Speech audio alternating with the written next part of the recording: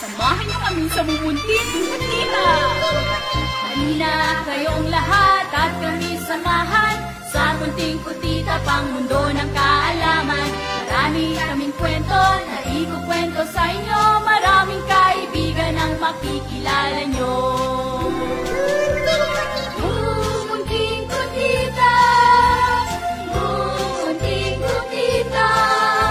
Halina kami samahan sa munting kutita.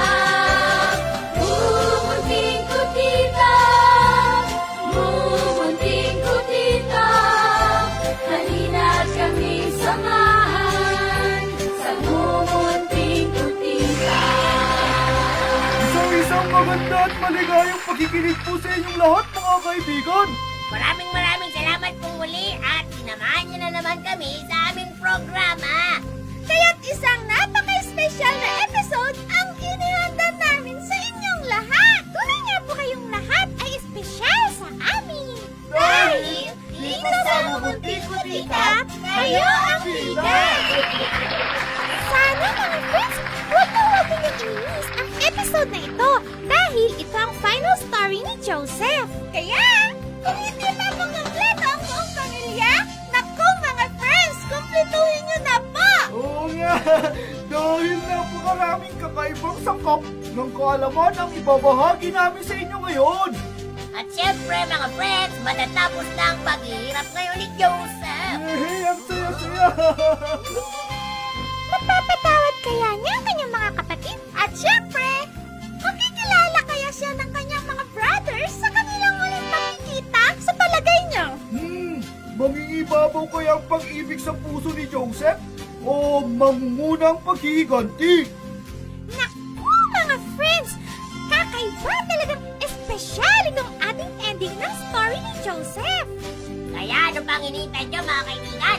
Tumutok lang sa aming programa nang hindi nyo namimiss o mamimiss ang napakagandang story namin sa inyo. Kaya kung meron kayong nais hinga ng tawad o may nais kayong patawarin, naku mga friends, ito na ang tamang oras. Pwede po kayong mag-text sa amin at ipaalam sa amin ang inyong mga feelings. I-text lang po ang aming MK number. Ito po ay 0920-594-1049. Ito po ay 0920-594-1049. Kaya ano pa pong hinihintay nyo mga kaibigan? Text na po! At syempre, pwede rin po kayo makifriendster sa amin sa aming mumunting kutita at yahoo.com. Ayan mga friends, eto po ang katanungan namin sa inyo ngayong araw na ito. Mahal niyo ba ang inyong mga kapatid? Napatawad niyo na ba sila? O kaya naman po ay meron pa rin magiganti sa inyong mga puso? Ay nako mga friends, para sa inyo po ang Bible story namin ngayon. Kaya wala pong lipatan mga kaibigan para tuloy-tuloy ang ating sayo. Dahil eto na po, mag-umpisa na ang programang inabangan ng buong bayan! Ang programang ginawa para sa inyong lahat.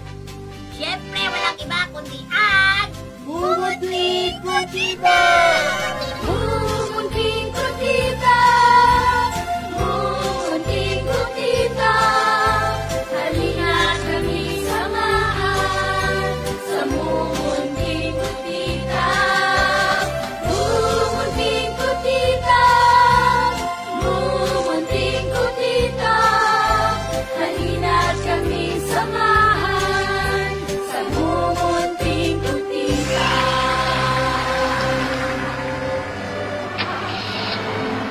Garilyo ka dyan, Garilyo kayo, Garilyo. Boy. Isang stick na sigarilyo. Ano po, red, white, blue? Yung red. Sige po. Pasindi na rin. Piece po. Pasindi na rin.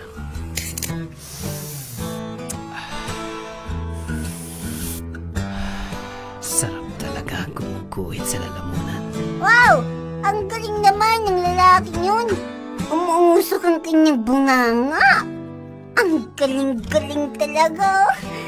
Grabe! Aba, itinapon niya, oh. Sandali nga. At pupulutin ko yun. para magkaroon din ng usok ang bunganga ko.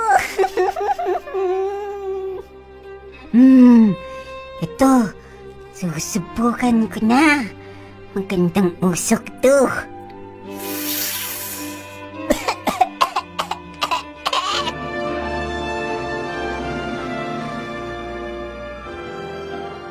Hello, Isko!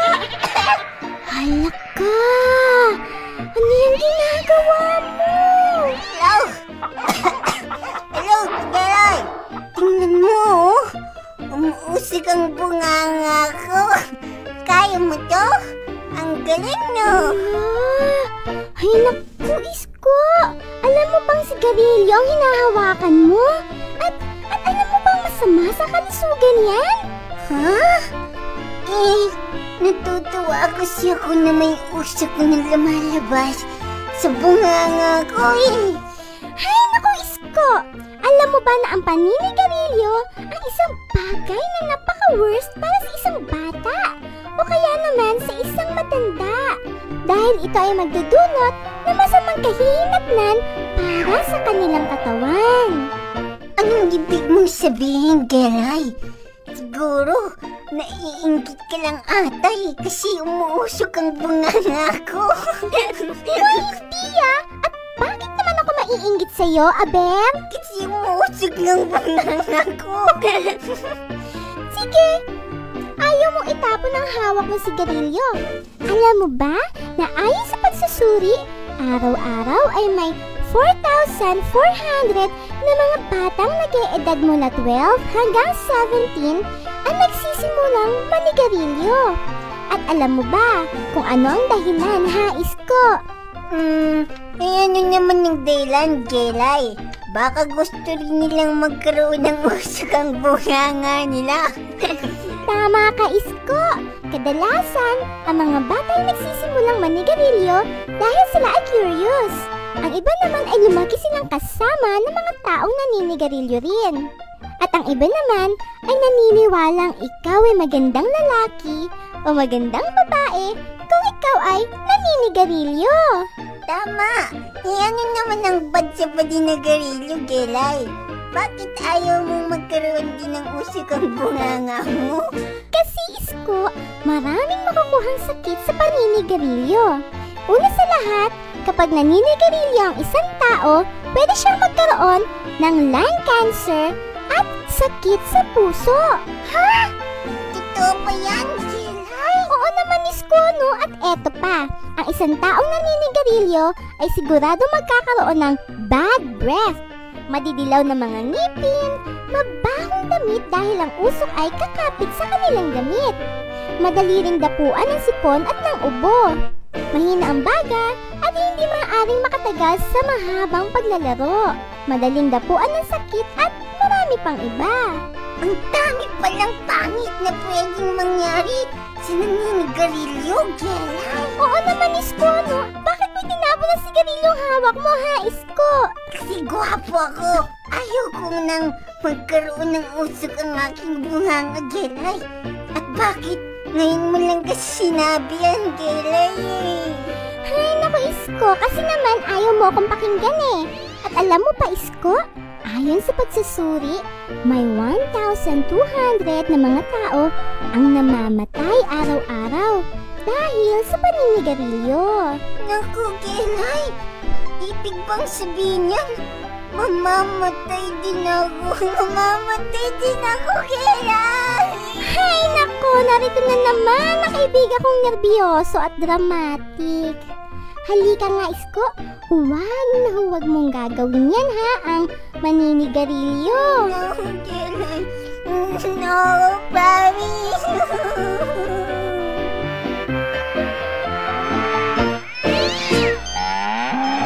Siya nga pala, mga friends.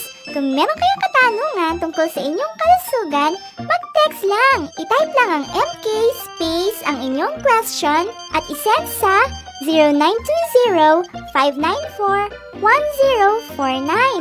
Uulitin ko, ha? 0920-594-1049. Kaya pang hinihintay nyo? Dali na! Mag-text na kayo! Excited na ako eh!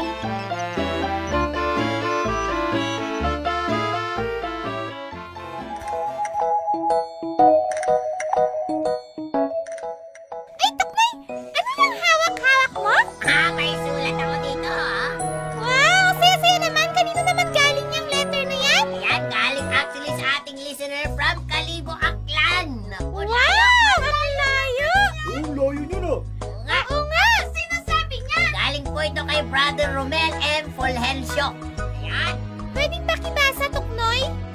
Ayan, sabi niya rito, "It's so nice to receive your very warm and encouraging letter." Ayan. And then sabi pa niya rito, "Your letter and the kind notes of Kuya Chris and Dandy written in the VCD and CD labels really touch my heart." Ang galing talaga ni Kuya Chris! Thank you, Kuya Dandy! Thank you, Kuya Romel. Sana po lagi po kayo makinig. And of course, sabi niya, he will be praying for all our programs. Thank you, Kuya Romel! Ano sa tingin mo? Kayo rin, mga friends!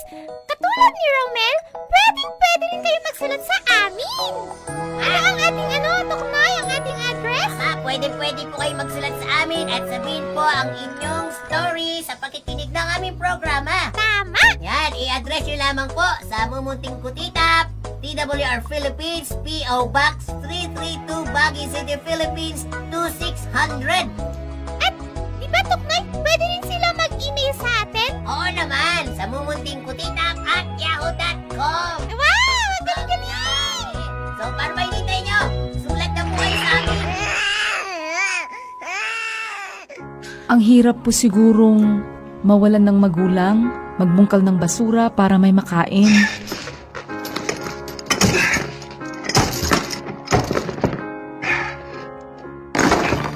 At syempre, ang hirap ding mabuhay na walang pinag-aralan. Parang lagi kang isinasantabi ng lipunan.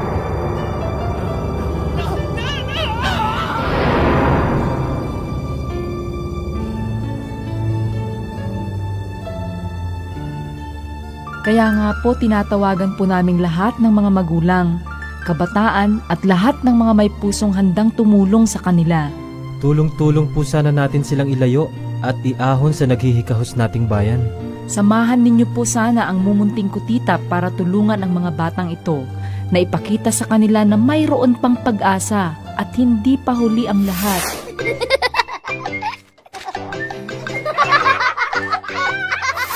Sama-sama po sana nating ipadama sa kanila ang pagmamahal ng bawat Pilipino at lalo na ang pagmamahal ng ating Diyos. Kaya nga po magkaisa po tayong lahat upang matulungan natin ang mga batang ito na matupad nila ang kanilang mga pangarap. Abutin po sana natin ang mga kamay ng mga batang nagmamakaawa At nanglilimos ng kaunting pagmamahal sa atin. Kaya, sumama na po kayo sa amin.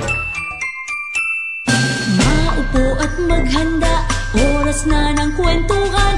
Ang tenga at ang mata ay ating buksan.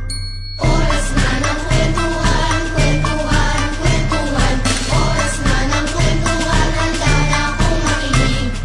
Oras na ng kwentuhan, kwentuhan, kwentuhan.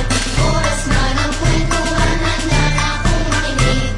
Maupo at maghanda, oras na ng kwentuhan. Ang tenga at ang mata ay ating buksan. Oras na ng kwentuhan, kwentuhan, kwentuhan. Oras na ng kwentuhan, handa na akong makinig. Oras na ng kwentuhan, kwentuhan, kwentuhan. Oras na ng kwentuhan, handa na akong makinig.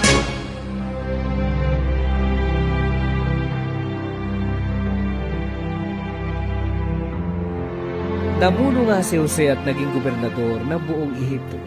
Ang pangalawang pinakamakapangyarihang tao sa buong Ehipto. Maging ng buong mundo. Nagsimula nang mangyari ang kahulugan ng panaginip ng Faraon. Kaya't nagsimula na rin mag-impok si Jose ng ikalimang bahagi ng bawat ani ng Ehipto. At ganito nga ang nangyari.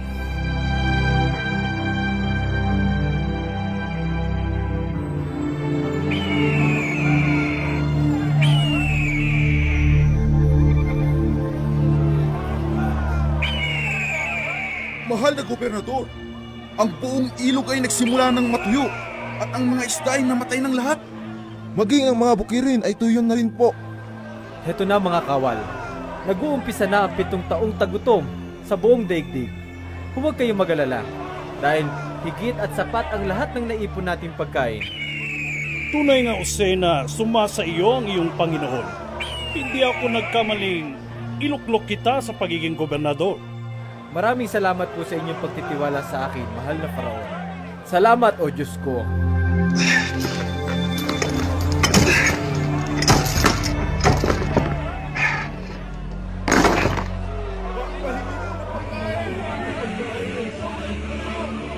Mahal na gobernador, narito na po ang mga tao para humingi ng mga pagkain. Magaling kung gano'n. Bigyan niyo sila ng sapat na makakain nila. Karapatan nilang mabuhay dahil sila ang naghirap sa mga pagkain ito. Masusunod po, mahal na gobernador. Pahingi po ng pagkain! Pahingi ng pagkain! Mauna po kayo! Gugutom na po kami!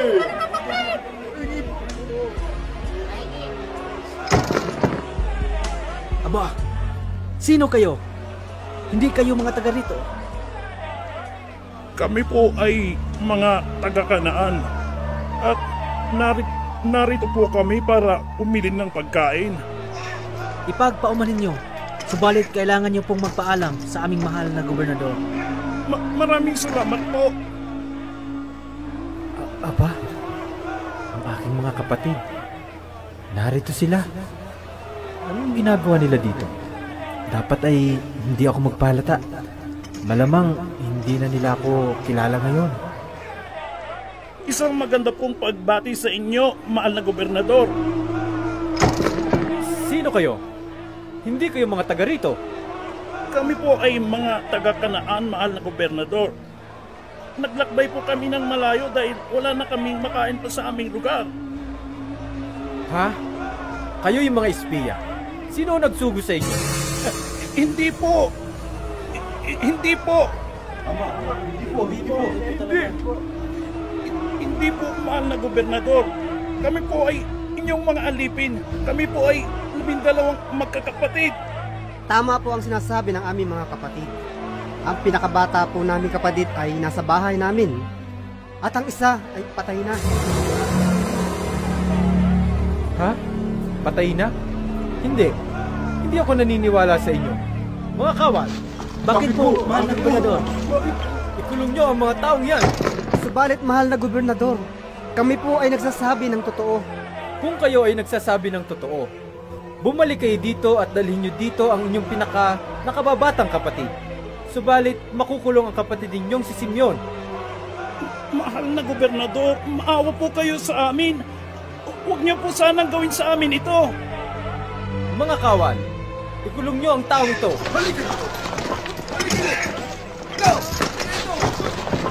Ruben! Halika dito! Simeon! Huwag po! Ruben! Kawal, halika rito. Bakit po, mahal na Panginoon? Punuin ninyo ng makakain ang lahat ng kanilang sako. Subalit, ilagay ninyong muli sa kanilang mga sako ang mga pilak na ibibigay nila. Masusunod po, mahal na gobernador.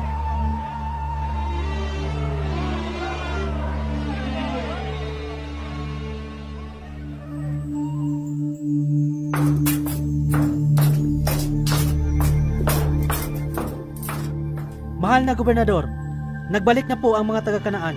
Narito na po sila. Kung ganon, ay maghanda na kayo ng makakain nila. Masusunod po. Maligayang pagbati po, mahal na gobernador. Mabuti naman at nakarating kayo. Narito na ang inyong kapatid. Simeon!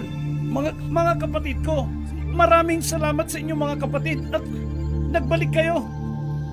Benjamin, kumusta ka na? Mabuti naman ako, Kuya Simeon. Mahal na gobernador, ipagpaumanhin niyo po, hindi po namin sinasadyang makuha ang mga pilak na pinambayad namin sa inyo nung kami ay naparito. Huwag kayong magalala.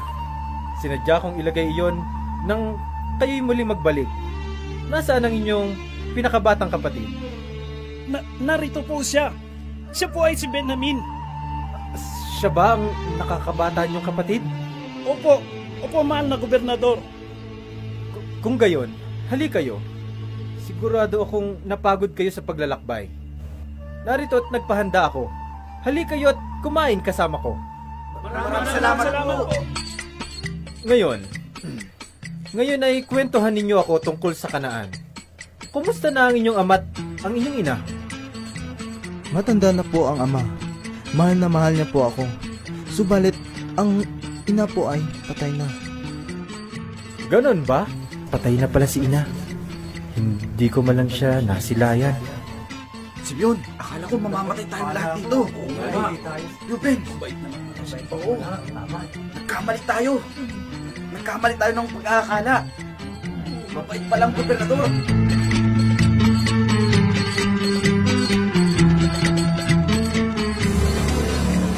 Kawal, punuin mo ng pagkain ng lahat ng kanilang sako at ilagay mo ang pinakapaborito kong inuman sa sako ng pinakabata nilang kapatid.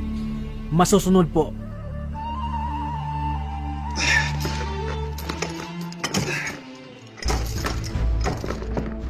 Kuya Simeon, buti napakabait talaga ng gobernador. Tingnan nyo. Makakauwi tayo ng maayos at maraming dala. Oo nga, Benjamin. Tunay nga na pinagpapala pa rin tayo ng Diyos. Kung gayon ay tayo na. Tayo na! Sayo! Sandali lang! Bakit kaya? Bakit po? Mayroon po bang problema? Oo nga. Bakit tayo? Kayong mga taga-Kanaan, bakit ganito ang isinukli nyo sa aking kabaitan? Ano po pinagsasabi ninyo, mahal na gobernador? Wala po kaming ginawang masama. Tama. Oo nga. Wala kaming ginawang masama. Pinakain ko kayo. Binigyan ng maraming pagkain. Subalit, bakit nyo ninakaw ang paborito kong inuman? Hindi po totoo ang sinasabi nyo, mahal na gobernador. Kung mayroon po kayong nakita sa amin, ay patayin at lahat kami gawin yung alipin. Ha? Kawal.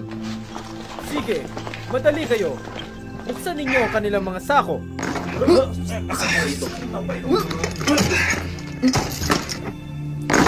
Mahal na gobernador, narito po ang inyong paboritong inuman. Benjamin? Hindi ito dumari. Bakit ito ginawa? Bakit mo ginawa ito, Benjamin? Subalit, mahal na gobernador, hindi ko po ito ginawa. Maniwala po kayo. Mga kawal, hulihin nyo ang taong yan at parusahan. Mahal na gobernador, huwag po. Kung mari ay ako na lang po inyong parusahan. Tama po. Kami na lang po ang inyong parusahan. At palayain ninyo na lamang po si Benjamin. Ha? At bakit naman? Ikamamatay po ng aming amang si Jacob kung mawawala pa si Benjamin. At bakit mangyayari yun? Matanda na po ang aming amang si Jacob. At nang namatay ang kapatid naming si Jose, hindi niya ito nakayanan. Nalungkot siya ng lubusan. Siya nga po, mahal na gobernador. Nagmamakaawa po ako sa inyo. Ayaw ko pong mamatay ang aking amang si Jacob. Ha? Pero bakit anong ikinamatay ng inyong kapatid na si Jose? Si Jose po ang paborito ng aming ama. Kaya't nainggit kami sa kanya't ipinagbili. At sinabi namin sa aming ama na siya'y kinain ng mabangis na hayop. Subalit, pinagsisihan na namin ang lahat ng iyon. Mga kapatid ko. Mga kapatid ko, hindi ako patay. Jose? Kuya Jose? Ako nga. Buhay ako. Jose, patawarin mo kami. Patawarin mo kami, Jose! dahil sa kapangasan namin ay nalayok at nawalay sa amin. Patawad, Jose! Patawad! Alam niyo bang matagal ko na kayong pinatawad, mga kapatid ko. Ang Diyos ang nagdala sa akin dito sa Ehipto para iligtas ang ating angkan. Maraming salamat, Jose! Salamat sa iyo! Mga kapatid ko, ngayon ay dalhin ninyong lahat ng inyong pamilya sa Kanaan dito sa Ehipto. At dito ay muli tayo magsasama-sama kasama ko. Maraming salamat sa iyo, O Diyos ko. Maraming salamat po.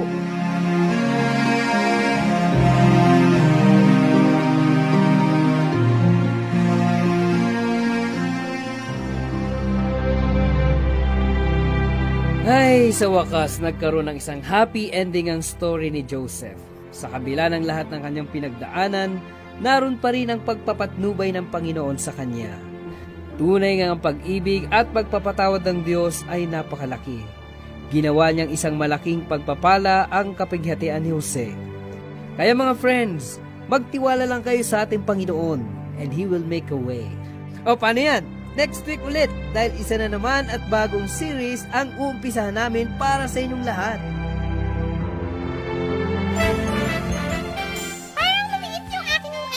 At bagong lahat, ay nga pala kay Rodel Dorado at saka kay Bernard Riego. Hello! Ay, grabe talaga mga friends! Kahit may ilang beses ko na nabasa ang story ni Joseph, alam niyo, parang naiiyak pa rin ako at natatouch. Ay nako mga friends, ang drama po talaga ni Lovely. Hindi kasi, nafe-feel ko lang talaga. Ayun, nakakawa ka tuloy. Ay naku, kunyari ka pa dyan, Toyag. Pero ikaw naman naiiyak din. Kaya kayo mga friends, mga brothers at mga sisters, wag na wag po kayong maiingit sa inyong mga kapatid. Dapat po ay mahalin niyo sila at huwag kaingitan. Grabe mga friends, kitang-kita niya ang plans ni God at kung gaano siya ka-powerful. That's right, Toyag. Truly, God is really amazing. Talagang gagawa ng paraan ng Diyos para maayos ang lahat. Pero, alam niyo ba, Tim, ang isang lesson na hindi ko makakalimutan sa episode natin ngayon? Ano naman yun, Lovely? Makinig kayo, ha? Ito ay ang forgiveness. Kahit na ganoon ang ginawa kay Joseph, still, ma-forgive pa rin niya ang mga brothers niya. O, diba? Kasi pareho din sa inyo mga friendship. Kahit na gaano kayo kasama. Or feeling nyo, napakaitim lang inyong mga puto. Ay nako mga friends, naghihintay lamang po sa inyo si Jesus. Kaya, ano pang hinihintay niyo mga friends? Humingi na kayo ng tawad kay God! Tama! At syempre, make Jesus Christ your Lord and Savior! Kung gusto niyo naman pong matulungan namin kayo sa bagay na ito, you can text po sa aming MK number! Siyempre, ito po ay 0920-594-1049. Ito po ay 0920-594-1049. Kaya text na po. At syempre, bago tayo magpaalam ay meron tayong good news. Wow! Ano yan? Ito po ang good news namin! Pwede na po kayong magkaroon ng kopya ng kompletong series ng story ni Joseph! Wow! Maganda yan ah! Kaya kung gusto niyo pong magkaroon ng complete series ng story ni Joseph, mag-text lang po kayo sa nabanggit namin number kanina. Ulitin mo nga po, baka nakalimutan nila. Ulitin ko po mga friends. Ito po ay 0920-594-1049. Ito po ay 0920-594-1049. Kaya inquire na po mga friends kung paano kayo makaka-receive ng sarili nyong kopya. Nako mga friends, ano pang hinahintay nyo? Wala na po tayong oras. Sayang, laging bitin. Oo. Ay naku, huwag kayong mag-alala kasi meron pa namang susunod. Kaya mga friends, kita-kits na naman tayo next week dahil panibago na namang series ng Bible story ang ibabahagi namin sa inyong lahat. Hanggang sa muli, dito lamang po sa nag-iisang programa ng bayan ang Bumuti Kutita! Hello! Hello po kay SK Kagawa Rodel M. Dorado ng Western Philippines University, Palawan. Yes, sir. Hello din po sa mga taga-hono mo.